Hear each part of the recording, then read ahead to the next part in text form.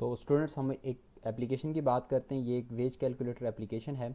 तो wage calculator application में अगर आप देखें तो यूज़र यहाँ पर अपने जितने आवर्स उसने वर्क किया होगा वो इनपुट करेगा, पर आवर उसको कितना रेट मिल रहा है वो इनपुट करेगा, और कैलकुलेट के बटन के ऊपर क्लिक करेगा तो उसको ये अमाउंट मिलेगी। तो अगर हम इस ग्राफिकल यूज़र इंटरफेस को देखें तो इसको हम ग्रिड लेआउट के थ्रू नहीं डेवलप कर सकते। क्यों? क्योंकि इसमें हर रो में जो नंबर ऑफ़ कंपोनेंट्स हैं वो सेम नहीं है। फर्स्ट रो में नंबर ऑफ़ कंपोनेंट्स 2 हैं, उसके बाद नेक्स्ट रो में 2 हैं, उसके बाद लास्ट सेकेंड लास्ट में 1 है, और लास्ट में भी आपके पास 1 है। तो हमारा जो फर्स्ट स्टेप होता है बेसिकली वो ये होता है कि हमने आइडेंटिफाई करना होता है। तो यहाँ पर हमने कंपोनेंट्स को आइडेंटिफाई किया तो हमें पता लगा 3 हमारे पास जो है वो लेबल हैं, 2 हमारे पास जो है वो टेक्स्ट फील्ड हैं, और एक हमारे पास जो है वो बटन है, और एक ही हमारे पास यहाँ पर जो है वो फ्रेम नज़र आ रहा है। उसके बाद फिर हम ज़रा थोड़ा सा मज़ीद इसको देखते हैं। तो अगर हम इस फर्स्ट रो की बात करते हैं तो दैट इज़ रो नंबर 0। तो रो नंबर 0 में आपके पास 2 कंपोनेंट्स हैं, एक लेबल है, एक टेक्स्ट फील्ड है। उसके बाद अगर हम बात करते हैं रो नंबर 1, तो रो नंबर 1 आपके पास यहाँ पर इस साइड से मैंने व्यू किया हुआ है।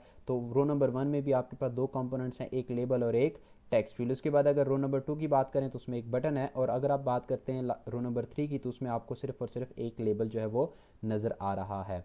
देखें तो यहाँ पर आपके पास ये जो फर्स्ट कंपोनेंट है, अगर हम इसका रो नंबर देखें तो रो नंबर इसका 0 है, कॉलम नंबर भी इसका 0 होगा, क्योंकि ये 0 रो के ऊपर है और 0 रो में ये पहले कॉलम के ऊपर नज़र आ रहा है, तो दैट इज़ 0 0।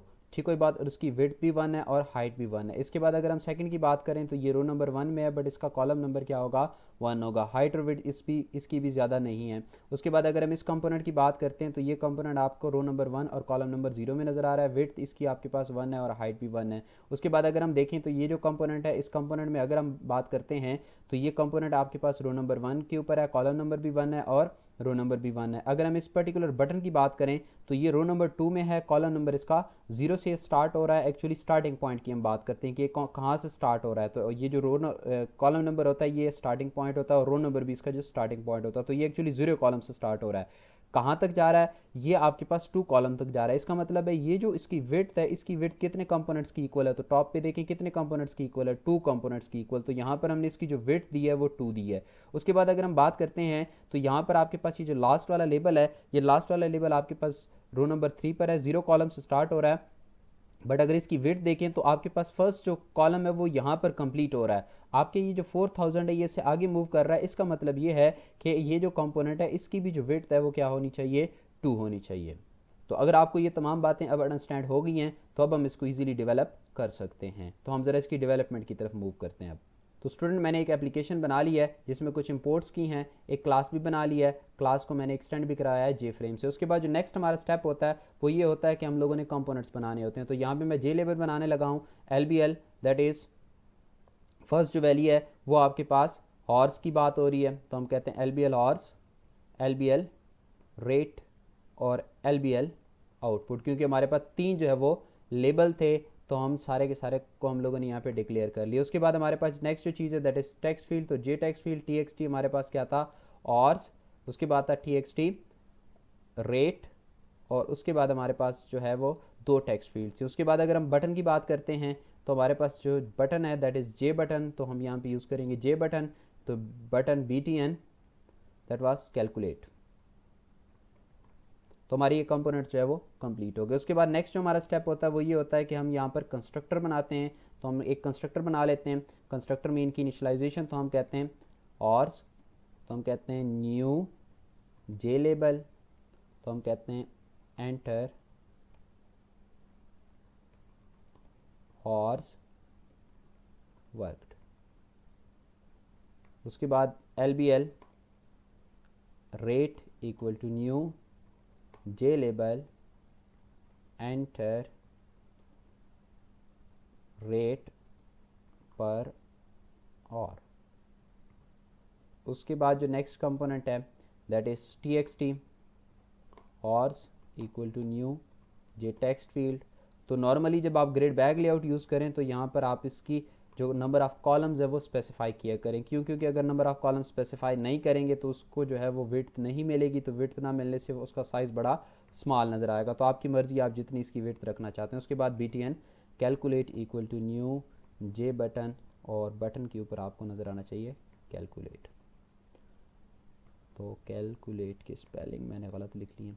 उसके बाद आपके पास एल बी एल आउटपुट। तो उसको हम जो है वो यहाँ पर इनिशलाइज कर लेते हैं।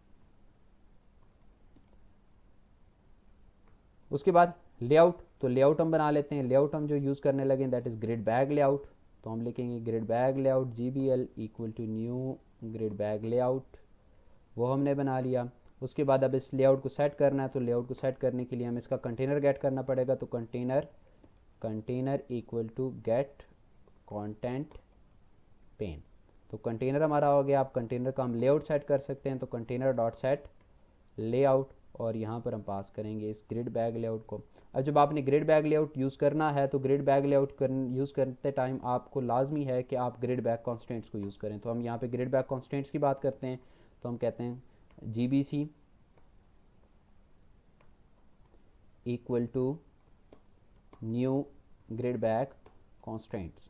तो हमने बात करनी है GBC में डॉट फिल की। जिस तरीके से मैंने कहा था कि अगर कंपोनेंट्स का जो साइज़ है वो इंक्रीज़ हो जाता है तो आपने क्या करना है, तो आपने करना है grid bag constant dot both, के दोनों साइडों के ऊपर। बोथ का मतलब है वर्टिकली भी फिल कर ले और हॉरिजेंटली भी। आप यहाँ पे हॉरिजेंटल भी लिख सकते हैं, वर्टिकल भी लिख सकते हैं। इस तरीके से GBC डॉट इनसेट्स, दरमियान में हमने स्पेस देनी है तो हम लिखते हैं न्यू इनसेट्स।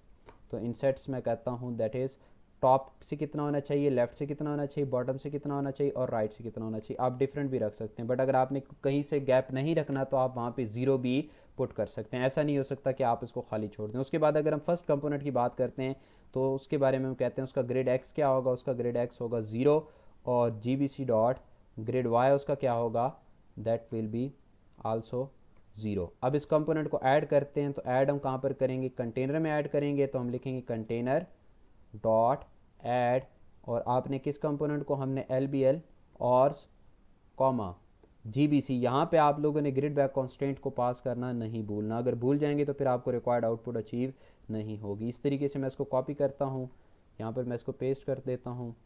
तो सेकंड में आपके पास जो है वो कॉलम नंबर 1 हो गया। कॉलम नंबर 1 पे क्या आएगा, TXT और इस तरीके से। नेक्स्ट की अगर हम बात करते हैं तो ये आपके पास रो नंबर 1 कॉलम नंबर 0, तो इस पे क्या आएगा, LBL रेट। उसके बाद अगर हम बात करते हैं तो नेक्स्ट जो है हमारे पास ये भी 1 हो जाएगा और रो नंबर भी 1, क्योंकि आपके पास 1 पे क्या था, TXT रेट। उसके बाद अगर हम बात करते हैं तो अब हमारे पास बटन की बारी है। तो बटन आपके पास 0 पे था और 2 पे था, बट उसकी जो विड्थ थी GBC डॉट ग्रिड विड्थ वो थी एक्चुअली 2। तो हम इसको स्क्रॉल कर लेते हैं, तो यहाँ पे आपके पास क्या आएगा, BTN कैलकुलेट।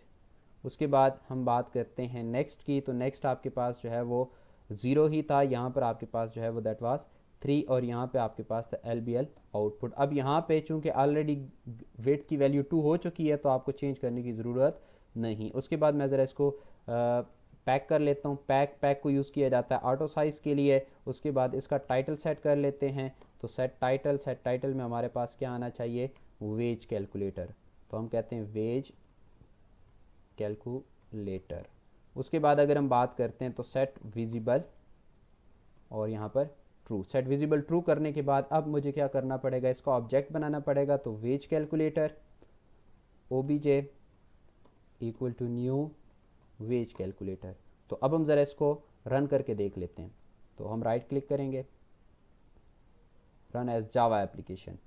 तो रन एज जावा एप्लीकेशन करके अब आपको इसकी जो है वो आउटपुट यहाँ पर डिस्प्ले होना स्टार्ट हो जाएगी। फिलहाल मैं कैलकुलेट के बटन के ऊपर क्लिक कर रहा हूँ, कोई टास्क परफॉर्म नहीं हो रहा। तो कैलकुलेट के बटन की इवेंट को हैंडल करने के लिए हमें लिसनर को इम्प्लीमेंट करना पड़ेगा। बट अगर आप इसकी लुक देखें तो लुक आपको ज़रा बेहतर नज़र आ रही होगी एज़ कम्पेयर टू AWT। कुछ कंपोनेंट्स की लुक एंड फील जो है वो बेहतर है। और दूसरी एक अच्छी बात कि आपका ये क्लोज़ का बटन इसका बाय डिफ़ॉल्ट काम करता है। मैंने इसको क्लोज़ कर लिया है तो ये क्लोज़ हो गया है। तो मुझे क्या करना पड़ेगा, यहाँ पे लिखना पड़ेगा इम्प्लीमेंट्स एक्शन लिसनर। जब मैं एक्शन लिसनर को इम्प्लीमेंट करूँगा तो फिर मुझे यहाँ पर मेंशन करना पड़ेगा पब्लिक वॉइड एक्शन परफॉर्म्ड, और इसमें आएगा आपके पास action event that is AE। अब कंट्रोल S करें और देखें कहीं पर एरर है। एरर नहीं है तो इसका मतलब ये है कि आपने ये जो इम्प्लीमेंटेशन की है वो ठीक की। अब हम इसका कोड बाद में लिखते हैं, पहले हम क्या कर लें, इसको रजिस्टर कर लें। तो इसको किसके साथ रजिस्टर करना है, calculate dot add action listener, और यहाँ पे हमने पास करना है दिस। तो फिलहाल मैंने कोड नहीं किया, मैं इसको रन कर लेता हूँ ताकि हम देख सकें कि हमने इसमें क्या क्या इंस्ट्रक्शन लिखनी है। देखें हमें नंबर ऑफ आवर्स वर्क भी चाहिए और पर आवर रेट भी चाहिए, क्योंकि अगर ये दोनों वैल्यूज़ हमारे पास नहीं होती तो फिर हम कैलकुलेशंस नहीं कर सकते। तो हम इन दोनों को गेट करेंगे। तो सबसे पहले हम कहते हैं जी strings string h that is for or txt horse dot get text। उसके बाद हम कहते हैं string rate r equal to txt rate dot get text। तो दोनों वैल्यू स्ट्रिंग है, क्या स्ट्रिंग आपस में मल्टीप्लाई हो सकता है? Answer is no. तो हमें क्या करना चाहिए, इनको चेंज करना चाहिए into some numeric data type. तो हम इंटीजर में चेंज करते हैं, आप फ्लोट में चेंज करना चाहें फ्लोट में कर सकते हैं, आप डबल में चेंज करना चाहें डबल में चेंज कर सकते हैं। तो मैं कहता हूँ इंट ऑर्स equal to integer dot parse int, और यहाँ पे पास करूँगा एच। उसके बाद अगर मैं बात करता हूँ, मैं कहता हूँ int rate equal to integer dot parse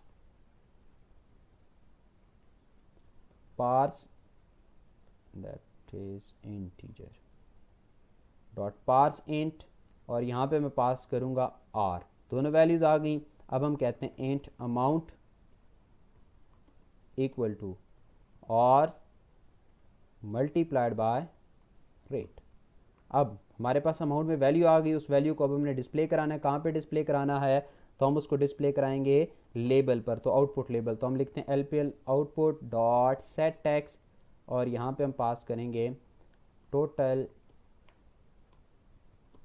amount is that is amount. तो यहाँ पे अब मैं इसको रन करता हूँ, इसमें एक प्रॉब्लम होगी, फिर उस प्रॉब्लम को हम रिजॉल्व करते हैं।